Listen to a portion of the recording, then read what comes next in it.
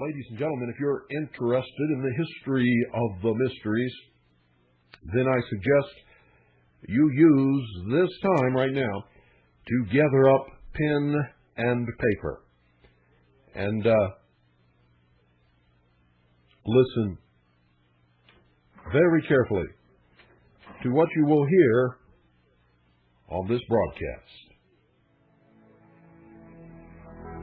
Ladies and gentlemen, Freemasonry is an occult secret society.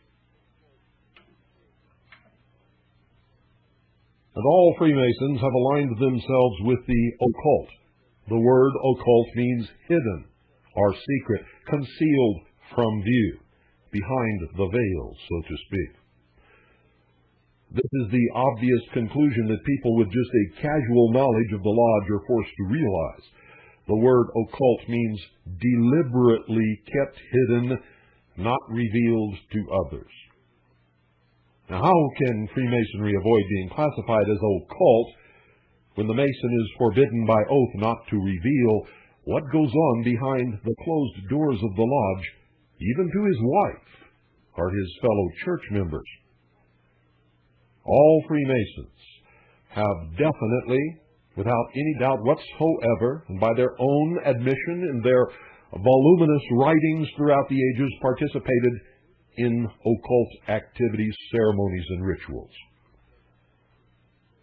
This is not an opinion, it's a fact. And the Masonic book, The Royal Ark, its hidden meaning, documents quite a bit of it. Many Freemasons shudder at the word occult, which comes from the Latin meaning to cover, to conceal from public scrutiny, and the profane. That's you, folks. But anyone studying Freemasonry cannot avoid classifying Freemasonry among occult teachings.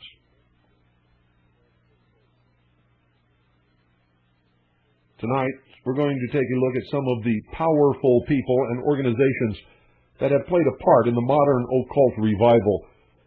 And I'm sure you will agree that we're going to find, as we study their teachings, that they all have one common denominator: Freemasonry. Anton LaVey, the high priest of the Church of Satan, with its headquarters in San Francisco, states that Masonic orders have contained the most influential men in many governments, and virtually every occult order has many Masonic roots. Freemasonry is not just an occult secret society. Freemasonry has served for over 200 years as a fertile recruiting ground for other occult orders. You see, men who have come together to practice Masonry have many times down through the years formed other organizations to plunge even deeper into the occult, the hidden mysteries, if you will. According to our research, the first group that actually used the Masonic Lodge for their evil designs was the infamous Bavarian Illuminati. This secret society was officially formed, that is, in the public eye, by Adam Weishaupt, professor of canon law at Ingolstadt University, on May the 1st, 1776. That's a very famous date throughout history. It is celebrated as the founding day of communism, of the Socialist Internationale.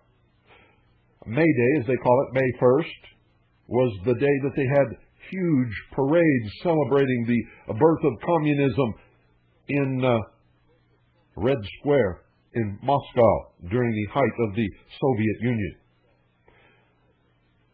As the plans of the Illuminati began to leak out, ladies and gentlemen, brave men took a stand and raised their voices in protest. One such man was John Robinson, a professor of natural philosophy at Edinburgh University and General Secretary of the Royal Society of Edinburgh. In his book, Proofs of a Conspiracy, which you can still obtain, which was originally published in 1798, that's right, folks, 1798, Robinson thoroughly documented how Freemasonry served as the nursery school for the Illuminati. It was then discovered that this group and several associated lodges were the preparation school for another order of Freemasons who called themselves the Illuminated, and that the express aim of this order was to abolish, completely destroy all independent and sovereign nations, to destroy Christianity, overturn all civil government, and establish themselves upon the throne of the world. The leaders of the so-called New Age movement, which is not new at all, it's just a repetition of a movement that has emerged and then gone underground when it was suppressed throughout history. The latest emergence before the New Age movement, so-called today, was during the 1930s when Hitler was rising to power in Germany. These leaders of the so-called New Age today have also found a friend in the friendly confines of the Masonic lodges. In the last 2 centuries, Freemasonry and the New Age movement have been intricately intertwined. The Scottish Rite Journal of the Southern Jurisdiction, which, by the way, before they changed the name, was called the New Age, between 1903 and 1990. That's when they changed the name to the Scottish Rite Journal of the Southern Jurisdiction.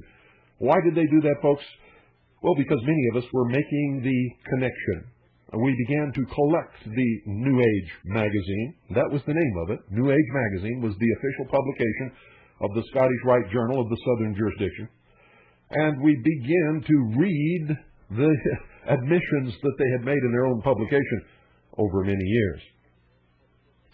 Freemason Lynn F. Perkins wrote a book in 1972 titled New Age Youth and Masonry: What Every High School and College Graduate Should Know About Masonry.